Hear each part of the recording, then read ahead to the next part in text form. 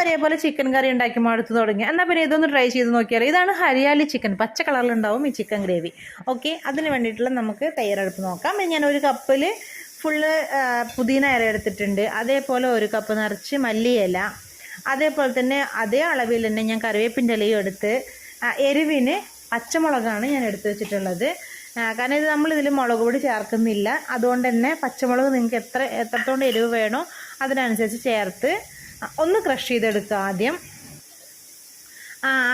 കാരണം നമ്മൾ കുരുമുളകും പച്ചമുളകും ഇത് ചേർക്കണുള്ളൂ. മുളക് പൊടി ഇല്ലാത്തതുകൊണ്ട് എരിവിനനുസരിച്ച് ചേർത്തോളൂ.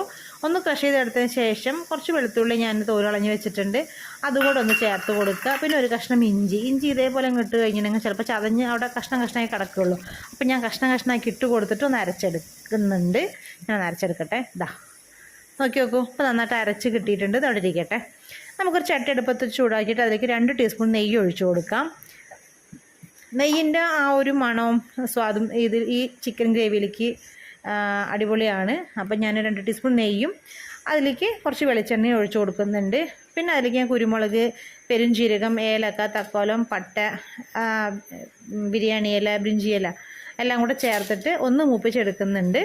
മൂപ്പിച്ചെടുത്തതിലേക്ക് ഞാൻ സ്ലൈസ് ചെയ്ത് വെച്ചിട്ടുള്ള സവോളയും കൂടി ചേർക്കണം. കുറച്ചധികം സവോള തന്നെ ഉണ്ട്. അപ്പം ഞാൻ അതും കൂടെ ചേർത്തിട്ട് ഒന്ന് വഴറ്റിയെടുക്കുന്നുണ്ട്. നല്ല ബ്രൗൺ കളർ ആവുന്നവരേക്കും വഴറ്റേണ്ട ആവശ്യമൊന്നുമില്ല. ഒന്നങ്ങ് ഇതായാൽ മതി നമ്മുടെ ഈ ഒരു ഗ്രേവിയിലേക്ക്.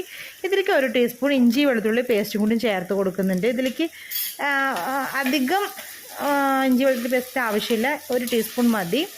അപ്പോൾ അതും കൂടി അതിൻ്റെ പച്ചമണം മാറുന്നവരേക്കും ഒന്ന് വഴറ്റി കൊടുത്തിട്ട് അതിലേക്ക് നമ്മൾ കഴുകി വൃത്തിയാക്കി വെച്ചിട്ടുള്ള ചിക്കൻ ഇട്ട് കൊടുക്കുക.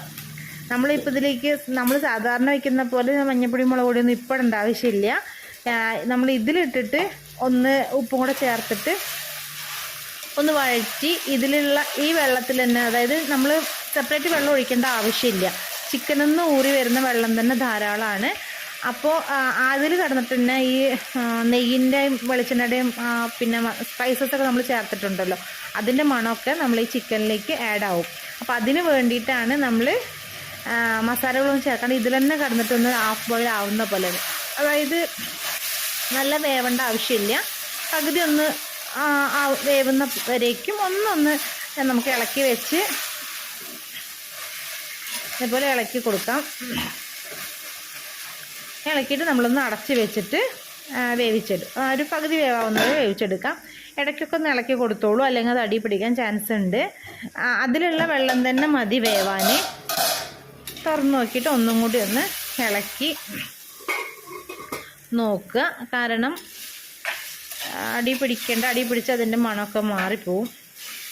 അപ്പോൾ അതിൽ തന്നെ കിടന്നുള്ള ആ ഒരു സ്മെല്ല് തുറക്കുമ്പോൾ തന്നെ നമുക്ക് അതിൻ്റെ ഡിഫറൻസ് മനസ്സിലാവും. നിങ്ങളൊന്ന് ട്രൈ ചെയ്ത് നോക്ക്. എന്നിട്ട് വീണ്ടും ഒന്നും കൂടി നമുക്കൊന്ന് അടച്ച് വയ്ക്കാം. ഇനി ഇതിലേക്ക് നമ്മൾ ചേർക്കേണ്ടത് മസാലകളാണ്. മഞ്ഞൾപ്പൊടി, മല്ലിപ്പൊടി, കുരുമുളക് പൊടി, ഗരം മസാല, ചിക്കൻ മസാല, ഇത്രയാണ് ഞാൻ ചേർക്കണം. ചിക്കൻ മസാല വേണമെന്നില്ല, വേണമെങ്കിൽ ചേർക്കാം, ഇല്ലെങ്കിലും കുഴപ്പമൊന്നുമില്ല. ഇനി ഇത് നമ്മൾ നമ്മുടെ ചിക്കനിലേക്ക് ചേർത്ത് കൊടുക്കണം. ഇപ്പോൾ കുറച്ചൊന്ന് വേവായിട്ടുണ്ട്. അപ്പോൾ ഒന്ന് ഇളക്കി മറിച്ചിട്ട് കൊടുത്തിട്ട് അതിലേക്ക് നമുക്ക് ഈ മസാലകളൊക്കെ ഒന്ന് ചേർത്ത് കൊടുക്കാം. ഒന്നിങ്ങനെ ഇളക്കി എടുത്തിട്ട് അതിലേക്ക് നമുക്ക് ഈ മസാലകൾ ഇട്ട് കൊടുക്കാം.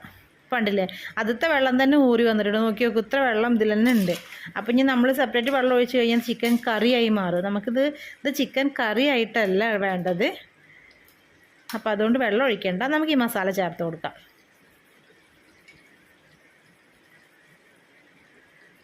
അങ്ങനെ കുറേശ്ശെ ഒന്ന് നമ്മൾ തൂവി കൊടുത്താൽ മതി.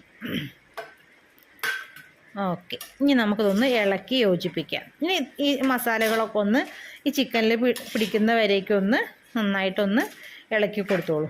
നല്ല അടിപൊളിയായിട്ട് ഇളക്കിയിട്ട് സെറ്റാക്കുക.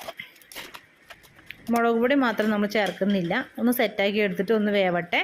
അതിലേക്ക് ഒന്നും കൂടി വേവാവുന്ന സമയത്ത് നമ്മൾ അരച്ച് വെച്ചിട്ടുള്ള അരപ്പുണ്ടല്ലോ, നമ്മുടെ ഇലകൾ, മല്ലിയില, പുതിന ഇല, അരപ്പ്, അതുകൂടി ഇതിലേക്ക് ചേർത്ത് കൊടുക്കുക. ഇനി നന്നായിട്ടൊന്ന് ഇളക്കി യോജിപ്പിക്കുക. ഇതിലേക്ക് കണ്ടോ, അതിൻ്റെ ആ തള വരുന്ന സമയത്ത് തന്നെ നമ്മളിതും കൂടി ഒഴിച്ചു കൊടുത്തപ്പോഴേ നല്ലൊരു സ്മെല്ല് കിട്ടും. അടിപൊളി മണമാണ്. നിങ്ങളൊന്ന് ഉണ്ടാക്കി നോക്കൂ. അപ്പോൾ നമ്മളിതൊന്ന് അടച്ച് വെച്ചിട്ട് വേവിക്കുക. ഇടയ്ക്കൊക്കെ ഒന്ന് ഇളക്കി കൊടുത്തിട്ട് തന്നെ അടച്ച് വെച്ച് വേവിക്കണം. കാരണം അടി പിടിച്ചിട്ടുണ്ടെങ്കിൽ നമ്മുടെ അതിൻ്റെ സ്വാദൊക്കെ മാറിപ്പോവും. അപ്പോൾ ഇടയ്ക്കൊക്കെ ഒന്ന് ഇളക്കി കൊടുക്കുക, അത് മറക്കരുത്. അപ്പോൾ നന്നായിട്ട് തന്നെ അടിയിൽ എണ്ണ പിരിഞ്ഞ് വന്നിട്ടുണ്ട് മേലെ. അപ്പോൾ ഇനി ഒന്ന് ഇളക്കി കണ്ടോ. അപ്പോൾ അതിന് അടിപൊളി ഗ്രേവി ആയില്ലേ. നമ്മൾ വെള്ളം ഒഴിക്കരുത്, ഞാൻ വീണ്ടും പറയുകയാണ്, ഇതിലുള്ള വെള്ളം തന്നെ മതി.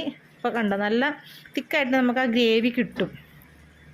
നമുക്ക് ചോറിലേക്കും ചപ്പാത്തിയിലേക്കും വെള്ളപ്പത്തിലേക്കും ഒക്കെ കഴിക്കാൻ പറ്റും ഇത്. കാരണം ചാറിൻ്റെ അതേപോലത്തുള്ള ഗ്രേവി നമുക്ക് കിട്ടുന്നതുകൊണ്ട് തന്നെ നമുക്ക് ഏത് ഡിഷാണെങ്കിലും, അതിപ്പോൾ ചോറാണെങ്കിലും ശരി, ചപ്പാത്തി ആണെങ്കിലും ശരി, നൂൽപുട്ടാണെങ്കിലും ശരി, വെള്ളയപ്പമാണെങ്കിലും ശരി, ഒക്കെ എല്ലാത്തിലേക്കും നമുക്ക് നല്ലൊരു കോമ്പിനേഷൻ തന്നെയാണിത്. ഇനി ഞാനിതിലേക്ക് ഒരു കപ്പ് തൈരും കൂടി ഒഴിച്ചു കൊടുക്കുന്നുണ്ട്. തൈര് ലാസ്റ്റാണ് ഒഴിക്കാൻ പാടുള്ളൂ കേട്ടോ. കാരണം തൈര് ഒഴിച്ചതിന് ശേഷം പിന്നെ നമ്മൾ അത് തിളപ്പിക്കരുത്. അതായത് പിന്നെ സ്റ്റൗവ് കത്തിച്ച് വെക്കാൻ പാടില്ല. ഒന്ന് സിമ്മിലാക്കിയിട്ട് നമ്മൾ തൈര് ഒഴിച്ചു കൊടുത്തിട്ട് നന്നായിട്ടൊന്ന് ഇളക്കി യോജിപ്പിച്ചെടുക്കുക. നന്നായി ഇളക്കി യോജിപ്പിച്ചതിന് ശേഷം നമുക്ക് സ്റ്റൗവ് ഓഫ് ചെയ്യാം. ഇത്രയേ ഉള്ളൂ. ഇനൊന്ന് 10 മിനിറ്റ് റെസ്റ്റ് ചെയ്യാൻ വെച്ചിട്ട് നമുക്ക് അടിപൊളിയായിട്ടത് കഴിക്കാവുന്നതാണ്. അപ്പോൾ നിങ്ങളൊന്ന് ട്രൈ ചെയ്ത്